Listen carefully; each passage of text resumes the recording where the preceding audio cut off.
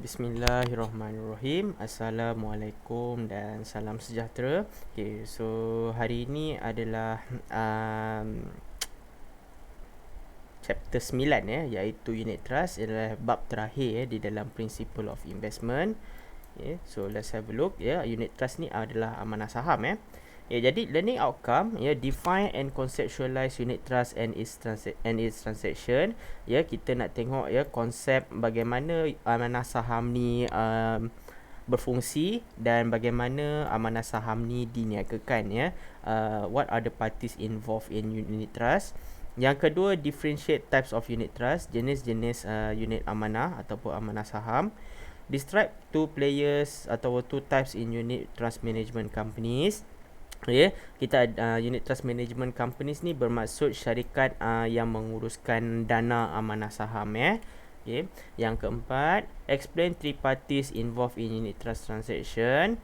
Yang ni nanti ada diagram dia, so kita akan tengok. Distinguish the advantage and disadvantages of unit trust. Kita nak membezakan kelebihan dan kekurangan amanah saham. Definition and concept. Ada tiga parti ataupun tiga pihak yang terlibat di dalam unit trust. Ni yang pertama, unit trust holder ataupun investor. Dia bermaksud kita lah sebagai pelabur ataupun pemegang amanah saham. Jadi sesiapa yang ada akaun amanah saham, jadi dia adalah trust holder lah kita panggil. Yang kedua adalah unit trust manager. Unit trust manager ni ialah syarikat yang menguruskan dana amanah saham anda. Dan yang ketiga adalah trustee ataupun safeguardian. Tujuan trustee atau safeguardian ni adalah mereka yang diamanahkan dan kerja mereka adalah untuk memastikan bahawa unit trust manager ni menguruskan duit dengan sebaik-baiknya tanpa penyelewengan dan memastikan juga bahawa kepentingan pelabur juga dapat dijaga. Konsep dia macam ni. Pertama sekali, investor ataupun pelabur pemegang amanah mereka akan melaburkan di dalam satu tabung ataupun tabung amanah ataupun amanah saham. Kita panggil sebagai konsep pool. POOL bermaksud dia mengkolamkan. Dia ada satu kolam di mana kolam tu adalah tempat untuk orang kata memasukkan sesuatu lah dalam kes unit trust ni adalah wang. Dan unit trust fund ni ataupun dana-dana yang telah dikumpulkan oleh pelabur-pelabur yang lain, kita kena ingat kita ada jutaan pelabur rakyat Malaysia yang melabur dalam amanah saham. Dalam kes ni saya bagi contoh yang mudah, ASB amanah saham. Kita ada beribu-ribu ataupun beratus ribu pemegang amanah berjuta pemegang amanah yang ada. So duit tersebut diuruskan oleh unit trust manager. Dalam kes ASB amanah saham Bumiputera, syarikat yang menguruskan ASB adalah di bawah kelolaan Pemodalan Nasional Berhad ataupun PNB. So PNB dia apa yang mereka buat adalah mereka membahagikan duit-duit tersebut dan melabur di dalam beberapa investment, beberapa pelaburan. Mereka tidak melabur dalam satu tempat, tapi mereka melabur dalam beberapa tempat. Contohnya seperti saham, bond, fixed deposit, forex and others. So permitted investment of the fund and invest into several investment alternative. Mereka akan pecahkan dana-dana tersebut kepada beberapa pelaburan. Jadi bila sebut beberapa, bermaksud mereka akan mendapat pelbagai keuntungan, capital gain and distribution of income. Capital gain ni bermaksud untung modal, dan distribution of income ni bermaksud bonus lah. Kalau tabung tersebut diinvest dalam saham, bermaksud return dia saham tu adalah, ataupun kalau bond maknanya dalam bentuk kupon, forex dalam bentuk capital gain and others. Jadi apabila keuntungan tu didapat hasil daripada pelaburan di atas tadi, maka keuntungan tersebut akan dibahagikan kepada pemegang amanah. Sebab tu setiap tahun pemegang amanah ataupun account holder mereka akan dapat keuntungan dividen setiap tahun. Contohnya 5%, 6%, 7%, bergantung kepada performance ya. Okay. And then at the same time, trustee ataupun safeguardian kat sini memastikan bahawa ya interest ataupun kepentingan investor adalah dijaga, dan pada masa sama memastikan bahawa unit trust manager ni menguruskan dana dengan baik. Okey, kenapa skim cepat kaya ini ada masalah kepada pelabur dan juga tidak selamat? Kerana skim cepat kaya ada dua, iaitu investor dengan unit trust manager saja, tetapi tak ada trustee ataupun safe guardian. Sebab tu duit anda tak selamat. Okay. So setelah melihat diagram tersebut ya, yang ni saya summarizekan ya. Unit trust company pool ya, investor money before invest in selective investment ya. Syarikat yang mengendalikan unit amanah ya, mengumpulkan ataupun mengkolamkan duit pelabur-pelabur sebelum mereka buat pelaburan di pelaburan yang terpilih seperti shares, bond, fixed deposit and other instrument ya. Okay, dan juga return is depend on selective investment managed by unit trust manager ya, bergantung ya kepada pemilihan ya syarikat tersebut ya. Dia punya keuntungan dalam bentuk bonus dan juga capital gain. Okey, kita pernah selalu mendengar orang berkata sayings in English that don't put eggs in one basket. Jangan letakkan semua telur di dalam satu bakul. Kerana kalau satu bakul tu jatuh, bermaksud semua telur akan pecah. Ya, jadi sebaik-baiknya ya diversification lah, iaitu mempelbagaikan investment ya, iaitu satu telur dalam satu bakul. Kalau ada 5 bakul, kalau satu bakul tu pecah, that means ada 4 lagi lah. So at least tak adalah semua pecah ya. Begitulah juga dengan duit ya. Okay, kalau satu rugi tak apa, ada 4 benda yang lain Okay, types of unit trust ya. Jenis-jenis unit amanah. Yang pertama adalah income fund. Income fund ni adalah merujuk kepada high paying dividend ya. Bermaksud mereka duit amanah tersebut ya, target dia adalah untuk high paying dividend, untuk dapat bonus yang banyak lah. Suitable for risk averse investor due to low risk ya. Sebab apa? Dia tak main harga, dia lebih kepada dividen saja Equity fund, kalau dia adalah equity, bermaksud dia lebih kepada stock.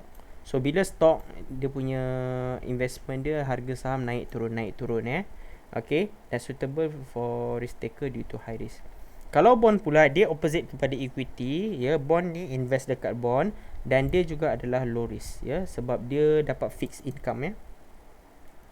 Balance fund, campuran antara equity dengan bond ya, 50-50 ya. So bila 50-50, ada satu yang high risk, satu lagi yang low risk, dia suitable untuk risk neutral bermaksud yang tengah-tengah.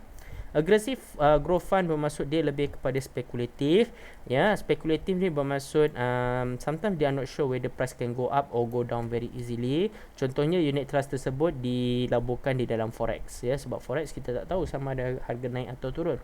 Sama juga dengan stok. So tujuannya untuk mendapatkan keuntungan yang banyak, beli dengan harga yang murah dan jual dengan harga yang tinggi, dan sangat risky lah.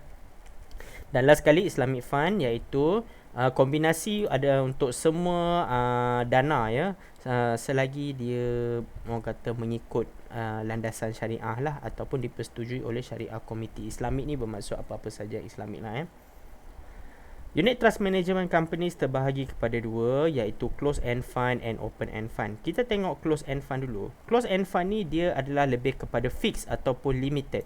So the amount of fund and number of units already has been determined.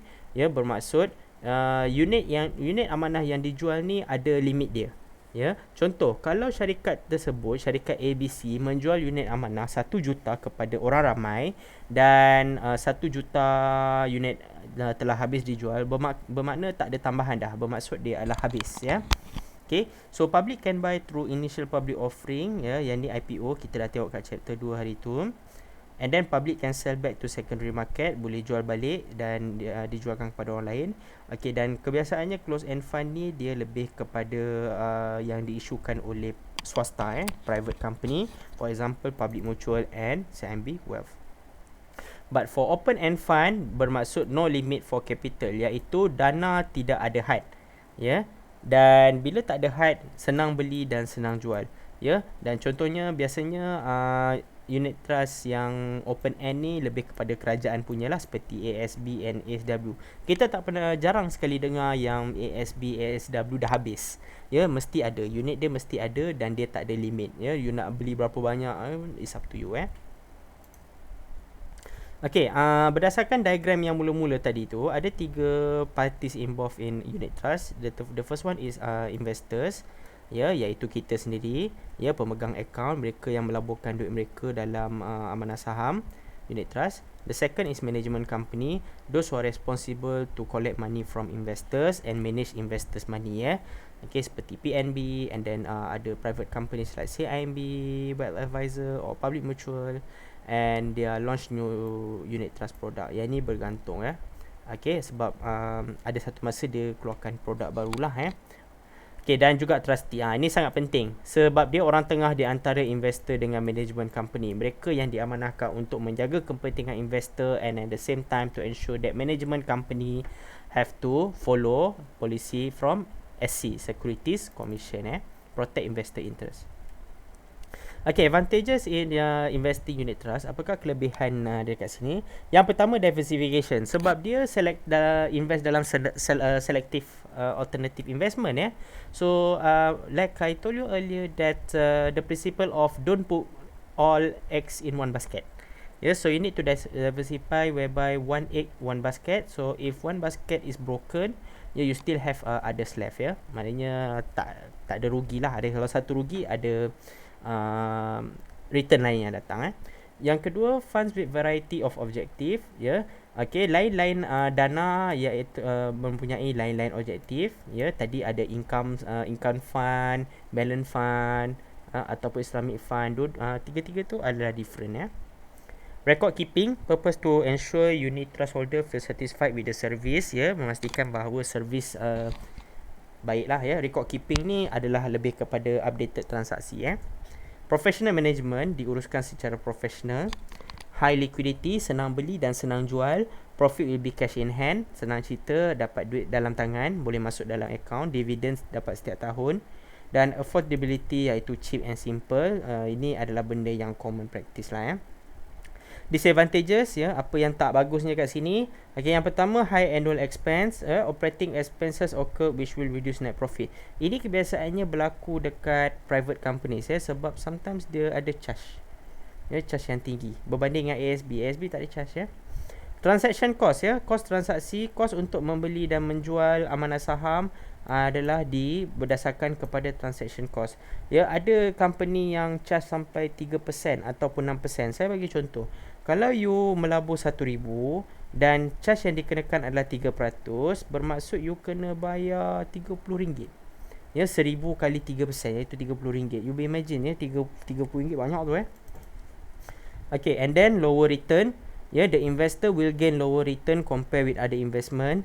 Ada dana yang memberi kadar pulangan yang rendah, tapi itu bergantung. Dan load fee, sale charge added to funds NAV. Yang ini adalah ada charge juga, ada charge sampingan, sales charge, Ini biasaannya kalau ikut senario lah, biasanya private unit trust yang mahal ni sebab dia dijual melalui agent. Jadi agent pun makan commission juga.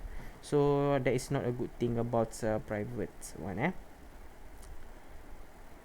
Okay, so that's all for today. I hope that benda ni bermanfaat bagi you all. Dan